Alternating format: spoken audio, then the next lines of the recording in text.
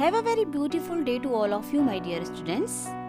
कक्षा 7 इतिहास पाठ 13 जिसका शीर्षक है मराठा राज्य का उदय एवं भारत में यूरोपियों का आगमन, जिसका अध्ययन कार्य हमने पिछले वीडियो में किया था। आज की वीडियो में हम इसी अध्याय का अभ्यास कार्य करेंगे। तो चलिए बिना देर किए हुए हम शुरू करते हैं आज का अभ्यास कार्य।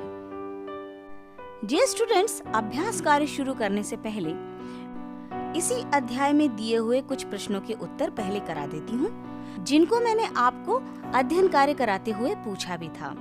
तो चलिए हम उन्हीं के उत्तर को पहले करते हैं।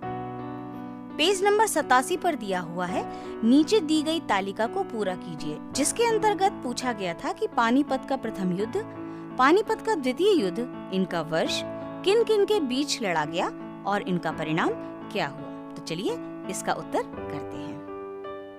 डियर स्टूडेंट्स, पानीपत का प्रथम युद्ध सन 1526 ईस्वी में बाबर और इब्राहिम लोदी के मध्य लड़ा गया, जिसके परिणाम स्वरूप बाबर की जीत हुई।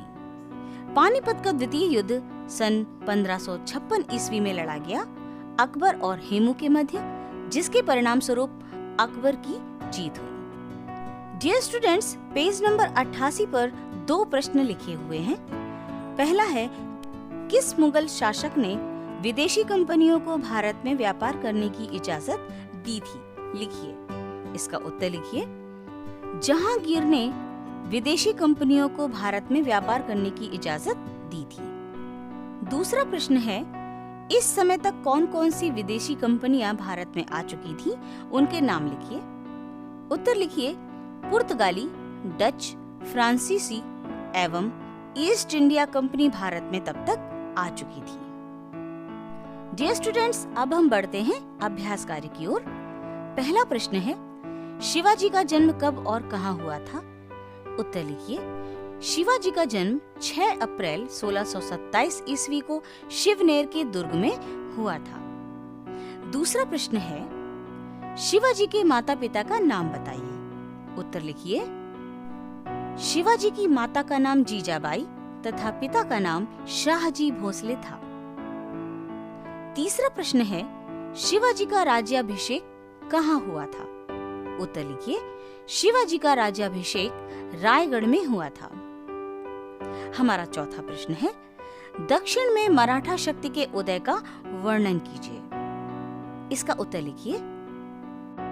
दक्षिण में मराठा शक्ति का उदय। औरंगजेब के शासनकाल में दक्षिणी भारत में मराठा शक्ति का उदय हुआ। मराठा राज्य के उदय में भौगोलिक स्थिति का भी योगदान था।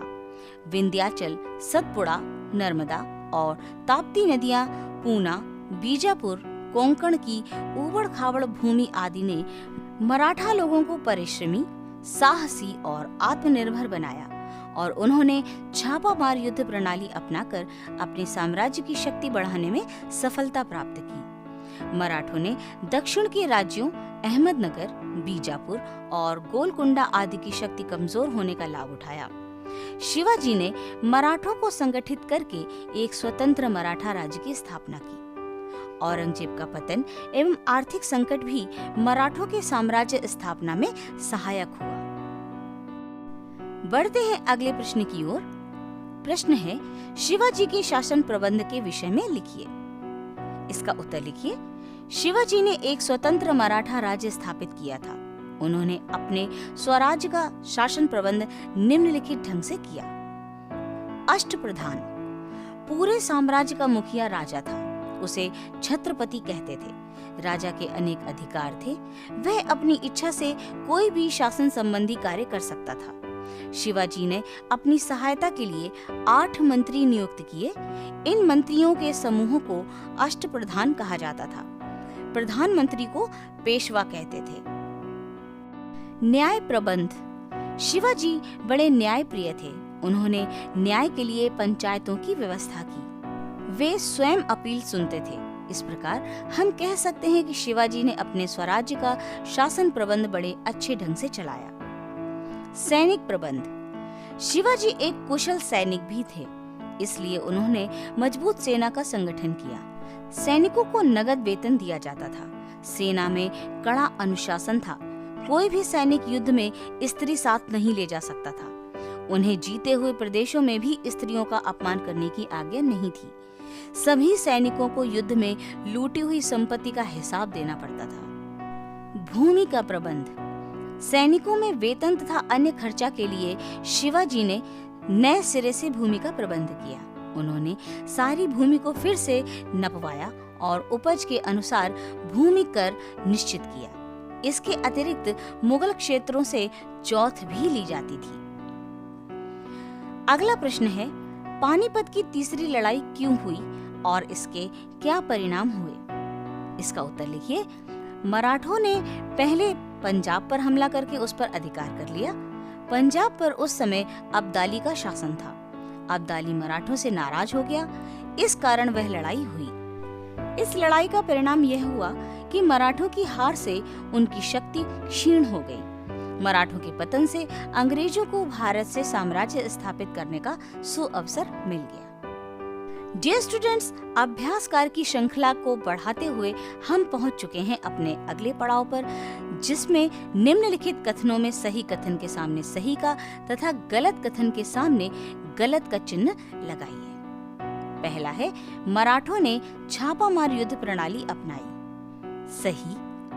अफजल खां मुगलों का एक प्रमुख सरदार था। गलत। शिवाजी का रामनगर में राज्याभिषेक हुआ। गलत। शिवाजी ने शाइस्ता खां को बखनक से मारा। गलत। अगला और अंतिम अभ्यास कार्य है, सही जोड़े बनाइए। पहला है, नादिर शाह का आक्रमण 1739 ईस्वी। अहमद शाह अब्दाली का आक्रमण, इसे मिलाइए 1761 ईस्वी से। शिवाजी की मृत्यु 1680 ईस्वी और सूरत पर आक्रमण 1670 ईस्वी। डियर स्टूडेंट्स, आज के लिए इतना ही। यहीं पर समाप्त होता है हमारा ये अध्याय, जिसका अभ्यास कार्य हमने आज के वीडियो में समाप्त कर लिया है। हम मिलेंगे अगले वीडियो में जल्द ही एक नए अध्याय एवं उसके अभ्यास कार्य के साथ। तब तक के लिए अपना खूब ख्याल रखिए, वीडियोस देखते रहिए और चैनल को अगर आपने अब तक सब्सक्राइब नहीं किया है तो जरूर करें। और हाँ, बेल आइकन को दबाना बिल्कुल न भूलें, ताकि मेरे हर एक नए वीडियो के आने की जानकारी आपको सबसे पहले प्राप्त हो सके। Thank you.